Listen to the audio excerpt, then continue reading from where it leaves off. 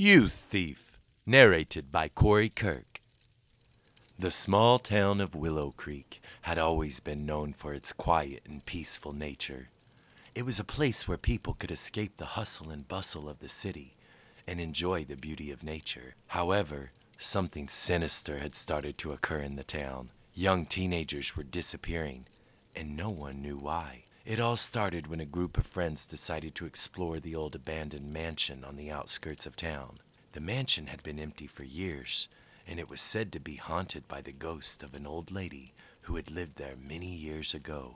The friends were curious and decided to explore the mansion, but they never returned. The parents of the missing teenagers reported the incident to the police, but they were unable to find any leads. The townspeople were scared and didn't know what to do. They had always felt safe in their town, but now they were living in fear. One day, a young girl named Anna decided to investigate the disappearance of her friends. She had a feeling that something was not right, and she was determined to find out what had happened. Anna was a brave girl, and she had a plan. She would sneak into the old mansion and look for clues. As she approached the mansion, she saw an old lady sitting on the porch. The old lady had a strange look in her eyes, and Anna felt uneasy. She tried to avoid the old lady, but the old lady called out to her. "Hello, my dear. What are you doing here?" Anna hesitated for a moment before answering. "I'm just exploring. I heard that this mansion was haunted, and I wanted to see for myself." The old lady smiled.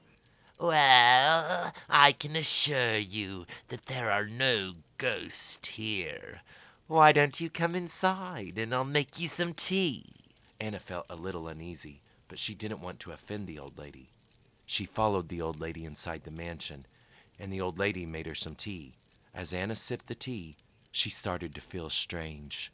She felt dizzy, and her head started to spin. The old lady smiled. "Don't worry, my dear. You'll feel better soon." Anna tried to stand up, but she fell to the ground. She couldn't move, and she felt paralyzed. The old lady stood over her, and Anna could see a strange glow in her eyes. "You're so young and beautiful. I need your youth to stay young," the old lady said.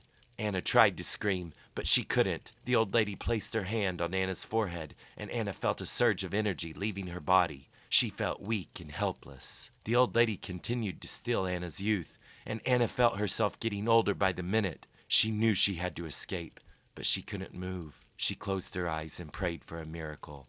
Suddenly, she felt a jolt of electricity running through her body. She opened her eyes and saw that the old lady was lying on the ground. Standing over her was a group of teenagers, including Anna's friends who had disappeared. They explained to Anna that they had been investigating the disappearances and had discovered that the old lady was responsible. She had been stealing the youth from young teenagers to stay young. The teenagers had come up with a plan to trap the old lady, and it had worked. They had used an electrical shock to stun her, and now she was unconscious. The teenagers helped Anna to her feet, and they all ran out of the mansion. They knew they had to get as far away from the old lady as possible. They didn't know if she would wake up and come after them.